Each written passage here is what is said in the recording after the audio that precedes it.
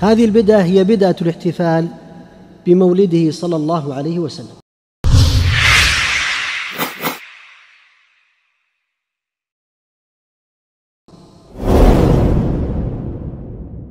لم تخرج ولم يعرف الناس لها طريقة ولا عملا ولا فعلا إلا بعد القرن الرابع، يعني في السنة 500 فصاعدا.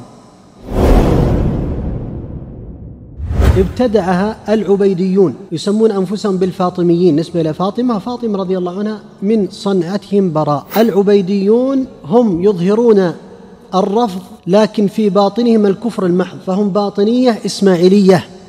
هم من أحدث هذه البدعة، بل هم من فتح بدع الموالد على الأمة الإسلامية بمصراعيها، فلذلك أحدثوا موالد كثيرة، منها مولد النبي عليه السلام ومولد علي رضي الله عنه وفاطمة والحسن والحسين والخليفة الناصر، بل إنهم كانوا يحتفلون بأعياد اليهود والنصارى والمجوس. لم يأمر بها النبي عليه الصلاة والسلام ولا حث عليها ولا الصحابة من بعده رضي الله عنهم ولا التابعون. قال الإمام مالك إمام دار الهجرة: من ابتدع في دين الله بدعة فهو متهم للنبي صلى الله عليه وسلم بالخيانة، وبأنه صلى الله عليه وسلم كتم الدين، وحاشاه عليه الصلاة والسلام، فإنه عليه الصلاة والسلام ما من أمر إلا ودل الأمة عليه إذا هو خير، وما من أمر شر إلا وهو صلى الله عليه وسلم حذرها منه. يجتمعون في الغالب على بدع إضافة إلى بدعة الاحتفال، فهم في بدع على بدعهم الأصلية، بل في بعض مجالسهم يستغاث بالنبي صلى الله عليه وسلم من دون الله، فيقعون في الشرك الأكبر المخرج من الملة. هذا النبي مع الأصحاب قد حضر وسامح الكل فيما قد مضى وجرى. هذا البيت يقولونه في احتفال بالمولد، أوله بدعة وآخره شرك. يقولون هذا النبي مع الأصحاب قد حضر، يزعمون أن النبي صلى الله عليه وسلم يحضر في موالدهم، وهذا ضلال بل تكذيب القرآن. الله قال: إنك ميت وإن ميتون، فجسده صلى الله عليه وسلم في قبره وروحه في أعلى عليين. ثم يقولون وسامح الكل فيما قد مضى وجرى. النبي عليه السلام لا يملك لأحد مغفرة الذنوب، إنما الذي يملكها هو الله جل وعلا، بل هو صلى الله عليه وسلم لا يملك لنفسه ضرا ولا نفعا، فضلا أن يملكه لغيره صلوات ربي وسلامه عليه.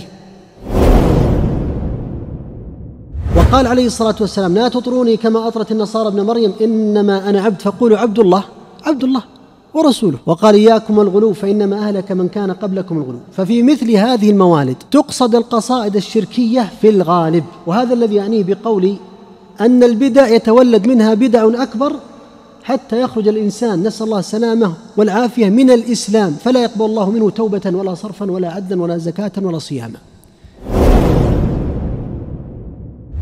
الشبهات التي ذكروها كثيرة، لكن مناصها ومدارها كلها على أن النبي صلى الله عليه وسلم لم يشرع هذا الأمر ولم يفعله،